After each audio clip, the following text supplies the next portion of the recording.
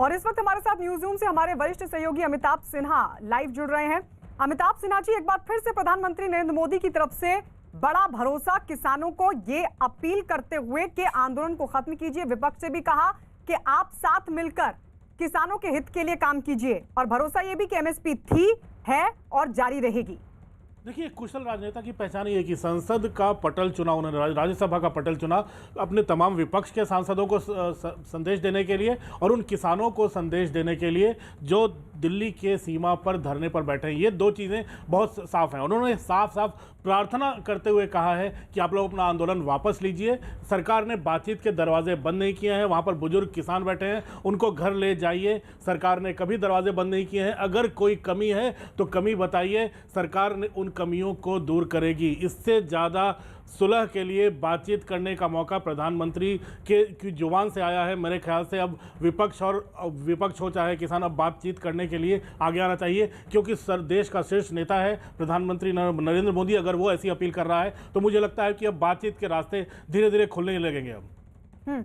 लेकिन इस अपील को क्या विपक्ष मानेगा? क्योंकि जिस तरीके का गतिरोध हमने देखा, राज्यसभा की बात हो या फिर लोकसभा की, तो आपको लग रहा है कि इस अपील का असर होगा विपक्ष पर?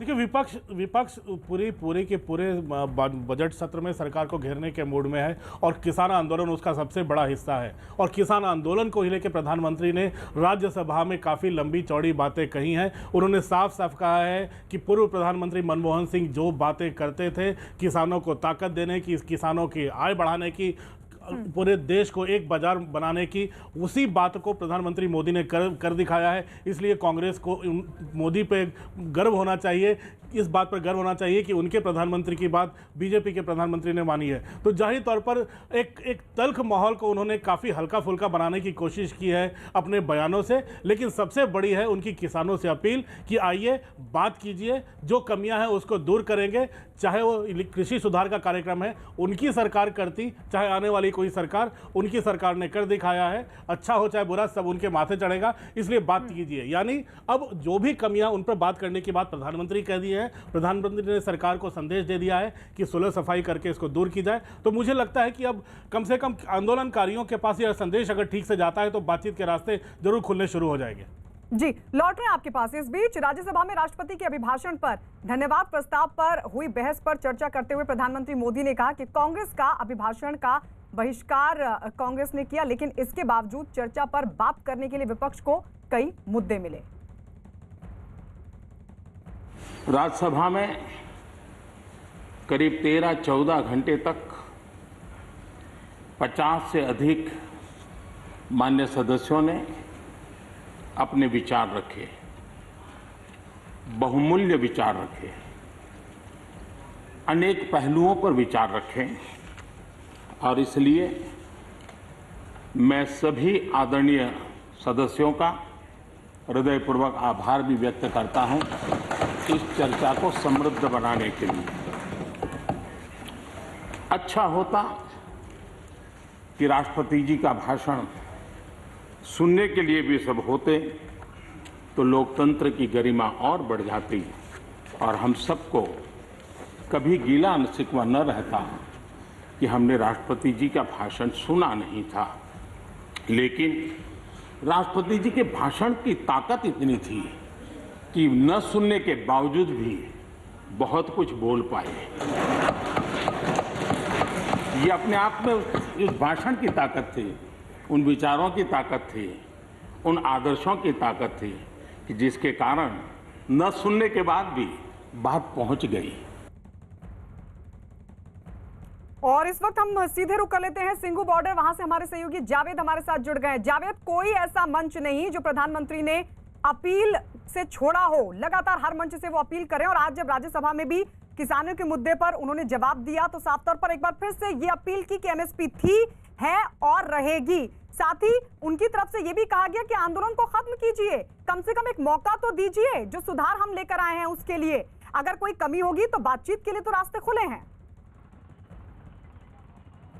देखिए, बिल्कुल सरकार की शुरुआत से कोशिश ये रही है कि किसानों को समझाया जाए और लगातार नरम रुख रहा है। और 26 जनवरी की घटना के बाद भी सरकार आगे आई है और किसानों से कहा है कि आप फिर से आइए, बातचीत करिए। जो 22 जनवरी का सरकार का ऑफर था, उस पर हम बातचीत करने के लिए तैयार है। आज फिर प्रधानमंत्री नरेंद्र मोदी ने बोला है, लेकिन किसानों का जो प्रोटेस्ट है वो लगातार जारी है। सिंघू बॉर्डर पर हमारी मौजूदगी, अगर हम यहाँ पर अभी भी तस्वीरें आपको दिखाएं तो यहाँ पर प्रोटेस्ट जो है उसी तरह से चल रहा है। यहाँ पर आप देखेंगे सिक्योरिटी के इंतजाम उसी तरह से, और यहाँ से 2 से 2.5 किलोमीटर दूरी पर जो प्रोटेस्ट साइट है वो लगातार प्रोटेस्ट किसानों का चल रहा है। और अहम यह है कि जो किसान हैं अभी भी जो अपनी मांगे हैं उनकी, उन पर अड़े हुए हैं। किसानों का सीधे तौर पर कहना है कि जो तीनों कृषि सुधार कानून है उन्हें खत्म किया जाए, एमएसपी पर गारंटी दी जाए। और जो अब 26 जनवरी की घटना के बाद किसानों ने साफ तौर पर कहा है कि सरकार से औपचारिक बातचीत तब की जाएगी, जो 26 जनवरी की घटना के बाद सरकार ने बॉर्डर्स पर सख्ती बरती है उसके बाद औपचारिक बातचीत की जाएगी। लेकिन आज इंतजार रहेगा कि जब पीएम मोदी बोले हैं तो उस पर किसान मोर्चा का क्या रुख आता है, क्योंकि आमतौर पर जब भी कोई डेवलपमेंट होता है तो किसान मोर्चा उस पर अपनी प्रतिक्रिया जरूर देता है, और हम लगातार कोशिश कर रहे हैं कि किसान मोर्चा की कोई प्रतिक्रिया आज के पीएम मोदी के बयान पर मिले। जी बिल्कुल बिल्कुल। जावेद, राकेश टिकैत का इस पर रिएक्शन आया। एमएसपी पर पीएम के आश्वासन के बाद राकेश टिकैत ने कानून बनाने की मांग को एक बार फिर से दोहरा दिया। हमने कहा कि एमएसपी खत्म हो रहा, हमने ये कहा कि एमएसपी पे कानून बने। एमएसपी पे कानून बन जाएगा तो देश के किसानों को फायदा होगा। अब एमएसपी पे कानून नहीं है तो व्यापारी आधे में लूटता है उसको, ये कहा हमने। तो ये राकेश टिकैत की तरफ से कहा गया कि हम तो एमएसपी पर कानून बनाने की मांग कर रहे हैं। अमिताभ सिन्हा हमारे वरिष्ठ सहयोगी लगातार न्यूज रूम से बने हुए हैं। अमिताभ जी, सवाल वही, पीएम की तरफ से फिर वही दोहराया गया, तो वहीं किसान फिर वही बात को दोहरा रहे हैं, क्योंकि हमने देखा कि पहले तो किसानों की और सरकार की सीधी बातचीत हो रही थी, लेकिन 26 जनवरी की घटना के बाद अब राजनीतिक दल खुलकर सामने आ गए हैं। लगातार कई दलों के नेताओं ने, सांसदों ने मुलाकात भी की है।